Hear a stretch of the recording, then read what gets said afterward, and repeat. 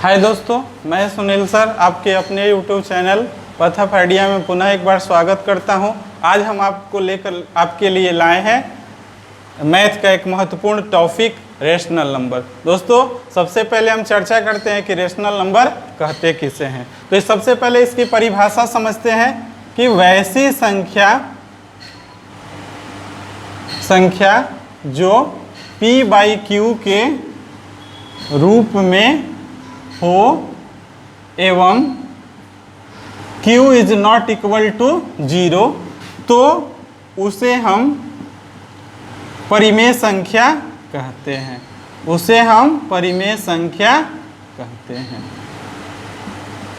बहुत ही आसान तरीका है कि वैसी संख्या जो p/q के रूप में हो एवं q is not equal to 0, तो वैसी संख्या को हम लोग क्या कहते हैं?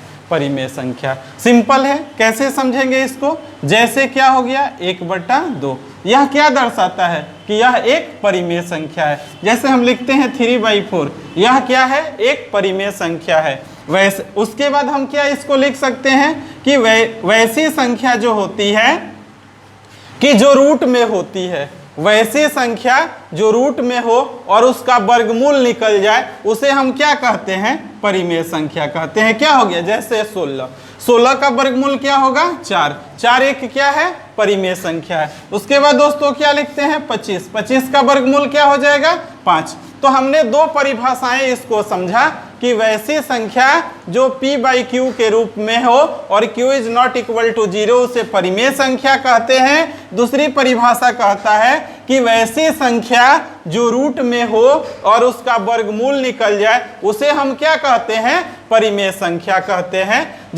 तो जैसे हमने आपको चर्चा किया, इसके अन्य सारे उदाहरण देख लेते हैं कि जैसे हम लिखते हैं कि 4 और ये क्या हो गया? 5, तो इसकी हम पहचान करते हैं, ये परिमेय होगा कि नहीं परिमेय होगा। यहाँ से हम इसको क्या करते हैं? काट देते हैं, हमको क्या मिल जाता है? 4 मिल जाता है। इस प्रकार हम इसकी पहचान कर सकते हैं कि यह क्या है? एक परिमेय संख्या है।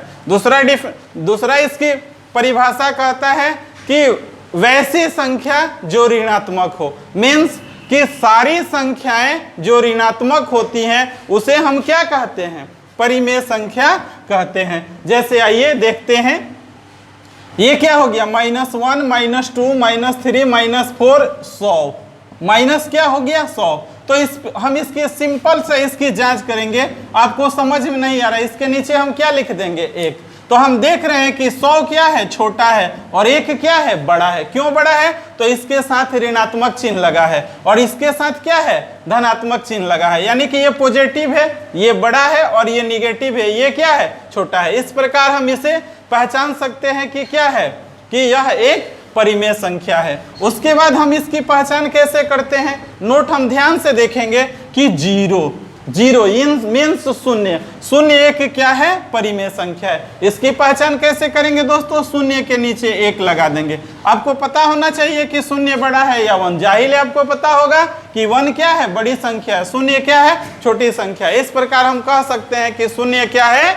एक परिमेय संख्या है। तो इस प्रकार हम परिमेय संख्याओं को बहुत ही सहजता से बना सकते हैं। दूसरी स्थिति अपरिमेय संख्याओं की चर्चा हम करते हैं। तो वैसी संख्या जो रूट में होती है और उसका वर्गमूल नहीं निकलता है, उसे हम क्या कहते हैं? अपरिमेय संख्या। जैसे √3 हो गया, √5 हो गया, √7 हो गया। ऐसा नहीं है कि इसका वर्गमूल नहीं निकलता है, इसका वर्गमूल निकलता है, लेकिन कंप्लीट नहीं निकलता है। क्या होता है? जैसे √3 का मान आप लोग जानते हैं, क्या होता है? √2 का मान जानते हैं, इसका भी मान क्या होता है? 1.44 होता है, या इसके अन्य सारे भी मान हो सकते हैं। तो इस प्रकार हम लोग क्या कर सकते हैं? √3 का मान होता है 1.732, 0 ... इसके और मान हो सकते हैं। √2 का मान हो सकता है 1.414। तो इस प्रकार हम इन संख्याओं को क्या कर सकते हैं? ये ...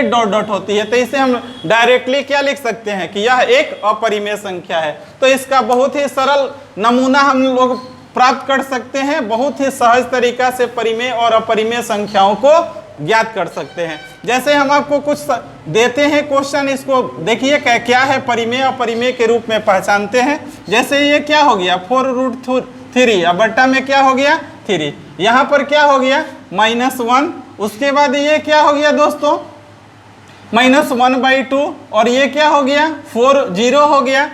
उसके बाद हम लिखते हैं कि यह क्या हो गया 3 हो गया, और प्लस क्या हो गया 4 हो गया। तो इसकी हमें पहचान करनी है। सिंपली इसको हम कैसे पहचानेंगे, मैंने आपको क्या बतलाया था कि इसको काट देंगे तो हमारे पास क्या हो जाता है 4, एक परिमेय संख्या को दर्शाता है। और ये क्या है -1 है, -1 के नीचे हम 1 लगा देते हैं, सिंपली यह एक परिमेय संख्या को दर्शाता है दोस्तों। उसके बाद क्या है 3 नंबर है -1/2, -1 छोटा है 2 बड़ा है, इसलिए यह भी क्या है एक परिमेय संख्या है दोस्तों। 0 के नीचे मैंने 1 लगा दिया तो यह क्या है एक परिमेय संख्या है। लेकिन यहाँ पर क्या है √3 है और ये 4 है, ये √3 है और 4 के साथ जुड़ा है, इसलिए यह क्या हो जाएगा अपरिमेय संख्या है। तो इस प्रकार हम परिमेय और अपरिमेय संख्याओं को बहुत सरल तरीके से ज्ञात कर सकते हैं, समझ सकते हैं। मुझे आशा है कि आपको यह बहुत ही सहजता से समझ में आ गया होगा। तो इसके लिए बहुत बहुत धन्यवाद। मिलते हैं अगले एपिसोड में अगले नए टॉपिक के